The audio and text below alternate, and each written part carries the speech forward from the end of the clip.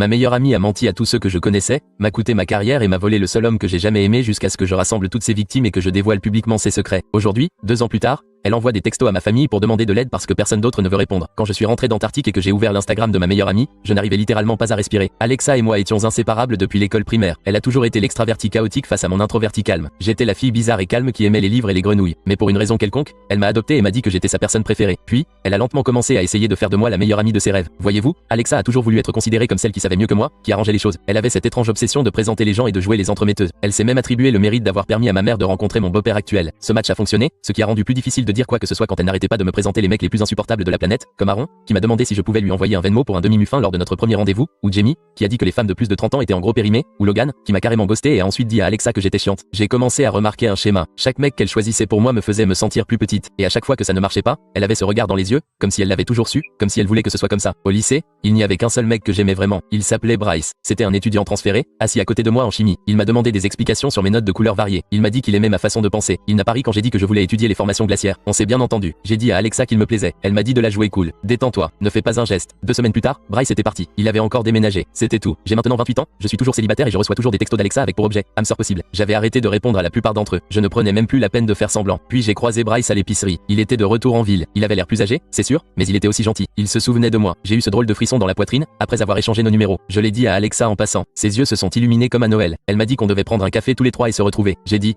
peut-être juste lui et moi. Elle a ignoré ça. Le lendemain, nous nous sommes retrouvés dans un café. Alexa, Bryce et moi. C'était comme une réunion de lycée bizarre avec beaucoup de tension. Nous avons tout de suite sympathisé avec Bryce, mais dès qu'une question personnelle se présentait, elle continuait de ramener la conversation sur elle, son nouveau travail, son nouveau chien et régime. J'ai à peine eu le temps de dire un mot. Plus tard dans la soirée, elle m'a envoyé un texto. Elle m'a dit qu'elle ne nous voyait pas vraiment ensemble, Bryce et moi, mais qu'elle me soutiendrait dans tous les cas. Je lui ai dit que j'allais quand même lui demander de sortir avec moi. Elle a dit qu'elle était fière de moi, mais il a commencé à s'éloigner. Il m'a laissé en rouge, a annulé le café, a dit qu'il était occupé, puis a cessé de répondre. 2 semaines plus tard, Alexa m'a dit que l'équipe scientifique de sa mère cherchait un assistant de terrain temporaire pour un voyage de recherche en Antarctique. Je voulais ce travail depuis que j'avais 17 ans. J'ai pleuré quand j'ai reçu l'offre. Je suis parti. Des mois plus tard, je suis revenu et j'ai ouvert Instagram. C'est là que je l'ai vu. Alexa et Bryce ensemble, se tenant la main dans une ferme de citrouilles. La légende disait, parfois, les meilleures choses arrivent quand on s'y attend le moins. Je n'ai pas répondu. Je n'ai rien dit non plus lorsqu'ils se sont fiancés 6 mois plus tard. J'ai reçu l'invitation et je l'ai rangée dans un tiroir. Puis j'ai revu la mère d'Alexa. On parlait de la qualité du voyage en Antarctique et de certaines de nos découvertes quand elle m'a demandé pourquoi je n'avais pas accepté le poste plus tôt. Elle m'a dit qu'elle avait été choquée quand Alexa lui a dit que je n'étais pas intéressé au début, mais qu'elle était contente que j'ai changé d'avis, même si c'était après le début de l'expérience. Je suis resté là, à sourire. Plus tard, une amie commune a laissé échapper quelque chose. Elle a dit qu'Alexa avait l'habitude de se plaindre d'être toujours comparée à moi, qu'elle détestait que les gens me préfèrent, même si c'était elle qui était toujours la meilleure en tout, qu'elle était jalouse depuis des années. Puis l'ex-colocataire de Bryce m'a dit qu'Alexa avait dit que j'avais des antécédents de relations toxiques, que j'avais une fois essayé de saboter les fiançailles d'un ami. Que des mensonges. Apparemment, elle le lui a dit juste après notre rendez-vous autour d'un café. Tout s'est bien passé. Elle me sabotait depuis des années, mentait,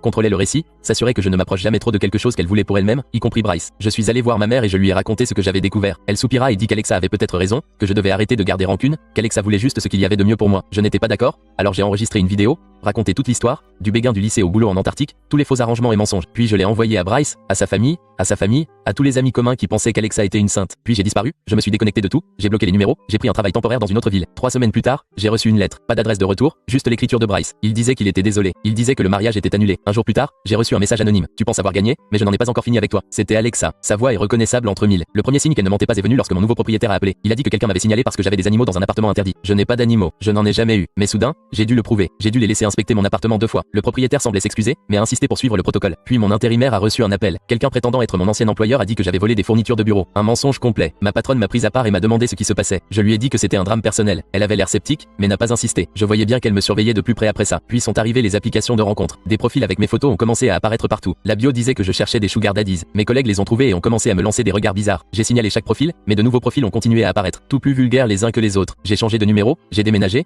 mais elle a continué à me trouver. Livraison de pizza. Je n'ai jamais commandé d'abonnement à des magazines. Une fois, 30 cartons sont arrivés d'un détaillant en ligne, tous en espèces à la livraison. Le livreur était furieux quand je les ai refusés. J'ai commencé à tout documenter. Capture d'écran, enregistrement, reçu. J'ai créé un dossier sur mon ordinateur portable appelé preuve. Je l'ai sauvegardé sur 3 services cloud différents, juste pour être sûr. Puis j'ai reçu un texto d'un numéro inconnu. Une photo de moi prise à l'épicerie ce matin-là. Le message disait « Belle banane ». J'ai appelé mon frère Christopher. Il est doué pour les textos. Je lui ai demandé de m'aider à comprendre comment elle me suivait. Sur mon téléphone, il a trouvé une appli que je ne connaissais pas. Un truc de partage de localisation enfoui au fond de mes paramètres. Nous l'avons supprimé, mais le harcèlement a continué. Les pneus de ma voiture ont été crevés. Quelqu'un a tapé menteur dans la peinture. Les caméras de mon immeuble n'ont mystérieusement pas fonctionné cette nuit-là. Le gardien de sécurité a juste haussé les épaules quand je lui ai posé la question. J'ai de nouveau contacté l'ex-colocataire de Bryce. Il s'appelait Mason. Je lui ai demandé s'il serait prêt à m'aider. Il m'a dit qu'Alexa se comportait comme une folle depuis la rupture. Il a dit qu'elle s'était présentée chez lui en exigeant de savoir ce qu'il m'avait dit. Elle avait bu, pleuré, criait que j'avais ruiné sa vie. Mason m'a présenté sa petite amie, Lorraine. Elle travaillait dans les RH et connaissait le harcèlement au travail. Elle m'a aidé à organiser correctement mes preuves, m'a appris à documenter les incidents avec les dates et les heures, et m'a montré comment tout écrire dans un langage neutre qui tiendrait si jamais j'en avais besoin sur le plan juridique. Nous avons commencé à trouver des schémas récurrents. Après chaque publication d'Alexa sur les réseaux sociaux, le harcèlement commençait. Par exemple, elle s'énervait en voyant des gens me soutenir en ligne, puis elle s'en prenait à elle. Ses messages étaient toujours parfaitement rédigés, des citations inspirantes sur la façon d'aller de l'avant, des photos d'elle en pleine forme, mais au fond, elle était en pleine décadence. J'ai contacté d'autres personnes de notre passé. J'ai découvert qu'Alexa avait déjà fait ça. À une fille nommée Catherine à l'université qui avait obtenu une bourse qu'Alexa voulait, à sa cousine Dorothy qui était sortie avec un homme qu'Alexa aimait bien. Chacune avait une histoire. Chacune pensait être seule. Nous avons lancé une discussion de groupe, partagé nos expériences, établi une chronologie remontant à 15 ans. Le schéma était toujours le même. Se lier d'amitié, manipuler,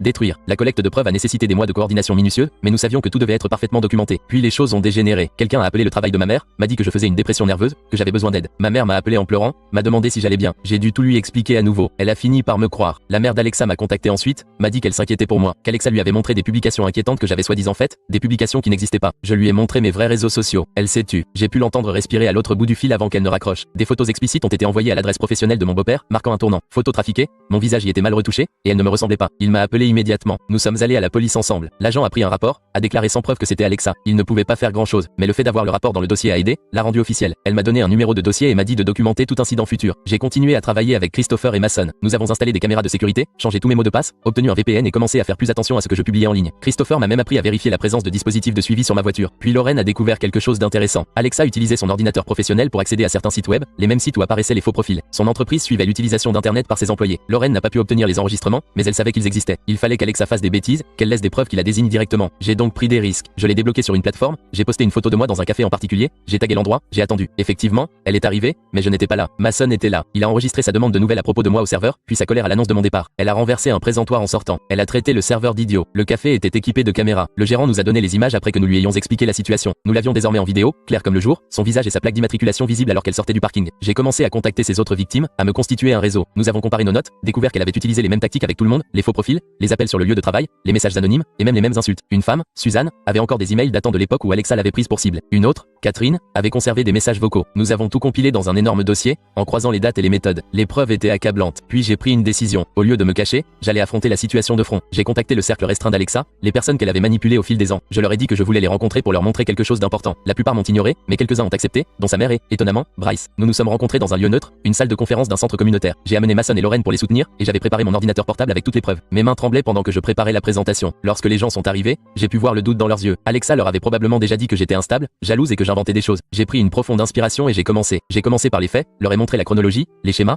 les preuves de plusieurs personnes sur une période de plus d'une décennie. J'ai gardé une voix ferme, je ne me suis pas ému, j'ai juste présenté fait après fait. Le visage de la mère d'Alexa a changé lorsqu'elle a reconnu des noms, des incidents et a commencé à poser des questions. Quand est-ce arrivé? Pourquoi personne ne lui a rien dit? Ses mains se sont couvertes la bouche tandis que la réalité s'imposait. Bryce avait l'air malade. Il a dit qu'Alexa lui avait raconté tellement d'histoires sur moi, sur le fait que j'étais obsédé par lui, sur la façon dont j'avais essayé de les séparer auparavant. Que des mensonges. Il n'arrêtait pas de passer ses mains dans ses cheveux en secouant la tête. Puis je leur ai montré le harcèlement récent, les photos, les vidéos, le rapport de police, les faux profils toujours actifs en ligne, les images du café où elle me cherchait clairement. La salle est devenue silencieuse. Quelqu'un m'a demandé pourquoi je ne m'étais pas manifesté plus tôt. Je lui ai expliqué comment Alexa fonctionnait, comment elle isolait les gens, les faisait douter d'eux-mêmes, faisait douter les autres d'eux, comment elle avait toujours une longueur d'avance et avait toujours une explication prête. Sa mère s'est mise à pleurer, elle a dit qu'elle avait remarqué des changements chez Alexa au fil des années, les mensonges, la manipulation, mais qu'elle avait trouvé des excuses, qu'elle pensait que c'était juste de la compétitivité, qu'elle finirait par s'en remettre. Nous avons parlé pendant 2 heures. Les gens ont partagé leurs propres expériences, des choses qu'ils avaient remarquées, mais qu'ils avaient écartées, des signaux d'alarme qu'ils avaient ignorés, des histoires qui prenaient soudainement sens dans ce nouveau contexte. En conclusion, l'accord était unanime, il fallait agir. Nous ne pouvions pas la laisser continuer à faire ça aux gens, mais nous devions faire preuve d'intelligence. Nous devions nous protéger tout en l'empêchant de faire du mal à quelqu'un d'autre. Nous avons décidé d'une intervention, pas du genre d'où tout le monde pleure et se fait des câlins, du genre où tous ceux qu'elle avait manipulés seraient dans une pièce d'où elle ne pourrait pas courir, se dérober ou mentir pour s'en sortir. Sa mère a tout organisé. Elle a demandé à Alexa de l'aider à organiser une réunion de famille. Elle lui a demandé de venir au centre communautaire pour voir l'espace. Alexa a immédiatement accepté. Elle pensait probablement qu'elle pourrait contrôler un autre événement. Le jour J est arrivé vite. Je suis arrivé tôt avec Mason et Lorraine. Nous avons installé des chaises en cercle. Nous avons posé les preuves sur une table au milieu. Mon estomac se retournait. Christopher m'a envoyé un texto pour me souhaiter bonne chance depuis sa voiture. Il était notre plan de secours si les choses tournaient mal. Les gens ont commencé à arriver. Bryce est arrivé avec sa sœur. La mère d'Alexa a amené sa sœur. Catherine est arrivée en avion depuis 2 États de là. Dorothy a conduit pendant 3 heures. Catherine a pris un jour de congé. Même certains amis du lycée d'Alexa sont venus. Des gens qu'elle avait brûlés au fil des ans. Nous étions tous assis là à attendre. Personne ne parlait vraiment. Juste une énergie nerveuse envahissant la pièce. Puis nous avons entendu sa voiture. Ce bruit de moteur distinctif. Mon cœur s'est mis à battre la chamade. Elle est entrée en souriant, portant des échantillons de couleurs et un classeur. Son sourire s'est figé lorsqu'elle nous a tous vus assis là. Ses yeux ont parcouru la pièce et se sont posés sur moi. Le regard qu'elle m'a lancé aurait pu faire fondre de l'acier. Sa mère s'est levée, lui a dit de s'asseoir, qu'il fallait qu'on parle. Alexa a essayé de partir, mais la sœur de Bryce a bloqué la porte. Pas menaçante, elle est juste restée là. Le visage d'Alexa est devenu rouge. Elle s'est assise, a croisé les bras, a dit que c'était ridicule, qu'elle n'avait pas le temps pour ce jeu bizarre auquel je jouais. Sa mère lui a dit d'écouter. Écoutez simplement. Nous avons fait un tour de cercle. Chacun a raconté son histoire. Catherine a parlé de la perte de sa bourse, de la plainte d'Alexa pour plagiat de son essai. Ce n'était pas le cas, mais le mal était fait. Dorothy a raconté comment Alexa avait dit à son petit ami qu'elle la trompait. Elle ne l'était pas, mais il croyait Alexa. Ils ont rompu. Elle l'a découvert des années plus tard lorsqu'il s'est excusé. Catherine a décrit les lettres anonymes que son patron recevait, disant qu'elle volait, qu'elle était instable. Elle a failli perdre son travail, mais ne l'a gardé que parce que son patron connaissait son caractère. Personne après personne,